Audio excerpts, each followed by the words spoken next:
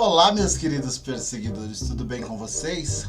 Bom, neste vídeo eu vou responder a uma pergunta que me chegou da Maria Eduarda Trajano, que aliás ela não é dona daquele magazine, mas a Maria Eduarda ela tem 15 anos. Eu vou mostrar para você qual foi a pergunta que ela me mandou.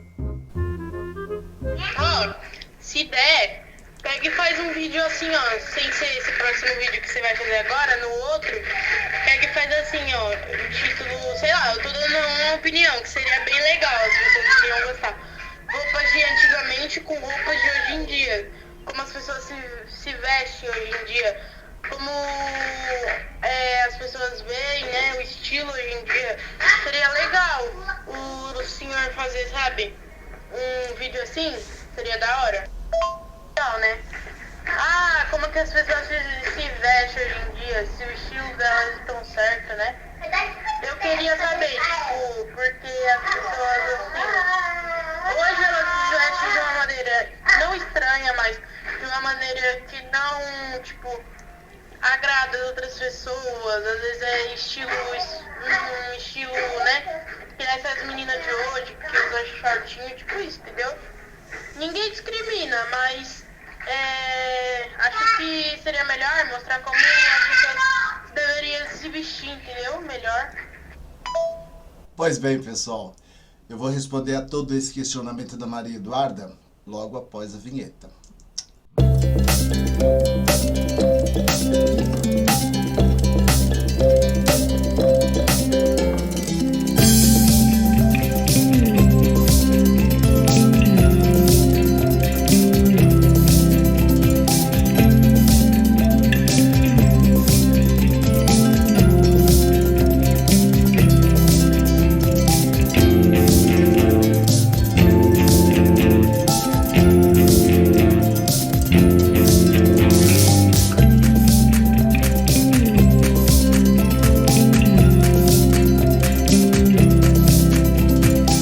Então, Duda, a questão é a seguinte, olha, eu fiz aqui alguns tópicos aqui para facilitar a nossa vida, que eu vou citar porque eu acredito que são importantes para responder todo o seu questionamento. Em primeiro lugar, Duda, existe uma mudança muito grande que ocorreu na qualidade dos tecidos, porque antigamente os tecidos eles eram naturais e eram tecidos planos, tecidos mais encorpados, mais texturizados, tecidos mais pesados, de mais resistência. E o que acaba acontecendo? Eram tecidos que tinham um processo de tintura inferior ao que a gente tem hoje, e muitos desses tecidos eles desbotavam. Isso eu digo lá nos anos 30, anos 40. A gente tem uma época que se antecede também, que é a Belle Époque, onde as mulheres usavam aqueles vestidos rodados, aquelas roupas de festas enormes, que nem naquele filme E o Vento Levou. Isso antes da guerra, antes de tudo. Aí depois vieram as melindrosas, né, que é na época da novela Chocolate com Pimenta. Então eu vou te dar umas referências assim, mais ou menos, para você se localizar, para você entender sobre o que eu estou falando, né? E como os tecidos eram naturais, eles tendiam até a embolorar, apodrecer facilmente, e eles não suportavam muita água por conta dessas tinturas. E às vezes tinham tecidos que eram tingidos, por exemplo, com chá, com pó de café. Então a cor não resistia. E eram peças feitas para serem usadas em ocasiões especiais, peças volumosas, que muitas vezes nem chegavam a ser lavadas muitas vezes, digamos assim, né? Porque eram para ocasiões extremamente especiais e ficavam ali guardados no armário para aquele momento de gala da adolescente, da mulher e tudo mais. E vamos lá, o que mais que eu tenho que falar? Então, depois, com o tempo, surgiu o tecido de malha. Qual é a diferença do tecido plano para malha? O tecido plano é esse aqui, ó, que a trama dele é assim, ó. É linha para cima, linha para baixo, é linha na vértice e depois linha na horizontal. É onde é feita a trama do tecido. Mas com o tempo surgiu a malha. A malha seria o tricô, tá? Então ela vem assim, ó, um fio só que faz tique tique tique tique tique tique tique tique tique tique tique. Essa é a malharia. A malharia trouxe essa inovação, que é um tecido que ele se adapta ao corpo, ele se ajusta. Então, ele é de uma produção mais fácil e também as fibras se desenvolveram, os tecidos foram se modificando e eles foram acrescentando a essas fibras naturais as fibras sintéticas, tá? Então, hoje você tem tecidos que tem até resto de garrafa PET, né? Então se aproveita muito mais das fibras sintéticas derivadas do petróleo, né? Como a viscose, por exemplo. Então hoje os tecidos ganharam outras características, principalmente na maneira de manusear, mas perderam muito em qualidade. Por quê? Porque você não tem como comparar uma viscose a uma seda natural que é produzido pelo bicho da seda. Eu tô te passando tudo isso para você entender de onde vem essa modernidade que a gente vive hoje e o porquê que a roupa de antigamente era tão diferente, tá? Outro detalhe, os cortes, o corte da roupa, ele era mais perfeccionista. Por quê? Eram roupas feitas sob medida, com exclusividade, criada exclusivamente para aquele momento, para aquela pessoa. E a maioria das pessoas faziam suas roupas nas modistas, nas costureiras. Então, aqui no Brasil, pelo menos, nos anos 30, nos anos 20, essas referências vinham todas da Europa. Então, só a elite, só a camada mais abastada tinha condições de produzir aquelas roupas belíssimas e caríssimas, com tecidos caríssimos, né? Mas a população, de um modo geral, vestia uma roupa que era manufaturada. Até que, com o surgimento da indústria, veio essa questão da roupa que você compra na loja, que a gente chama da roupa pronta para usar, que eu diria um prêt-à-porter. Alfaiataria. Os homens de antigamente, 1930, 1940, eles usavam paletó, chapéu, smoking, fraque, tudo quanto era roupa que fazia parte do traje clássico. Bermuda era roupa de moleque, suspensório para fora era roupa de moleque. Os moleques usavam sapatos com meia, com bermuda, com suspensório, com aquele chapeuzinho que ele fez na cabeça, e era o traje de criança. O traje de criança, ele seguia, do menino, seguia o clássico, que era o paletó, mas o paletózinho de menino. A camisa feita, a camisa esporte para o menino com gravatinha e borboleta. Então, essas mudanças que vieram ocorrendo, elas acompanham todo um processo, tá? Até porque a alimentação era outra, era tudo muito mais regrado, era tudo muito mais natural, menos industrializado, sem glucose, sem hormônios, sem conservantes. Então, o próprio corpo da criança tinha um desenvolvimento mais saudável, apesar do grande índice de desnutrição na camada mais pobre, inclusive os descendentes de escravo e enfim, aqueles que viviam mais à margem da sociedade. Naquela época, no passado, na minha época pelo menos, os adolescentes eles tinham que primar pela nota na escola para não levar bronca dos pais, porque os pais eram muito rigorosos, queriam que os filhos estudassem. As brincadeiras eram feitas dentro de casa ou mesmo na rua, mas naquela época havia mais segurança. As crianças tinham mais segurança de brincar na rua. Não é como hoje, que é tudo muito mais perigoso e a criança tem um celular e o ladrão está atrás do celular da criança. A criança tem uma bicicleta ou ela tem um patinete e aquilo pode ser roubado, comercializado a troco de qualquer coisa. Então, todo esse comportamento social influencia nessas mudanças, tá? O que mais que eu tenho a dizer? O clima aqui em São Paulo, por exemplo, eu lembro que há 20 anos, 25 anos atrás, antes desse período da camada de ozônio, sabe? Do El Niño, essas ondas de calor que estão subindo a temperatura da Terra, a gente tinha um período de frio muito maior em São Paulo.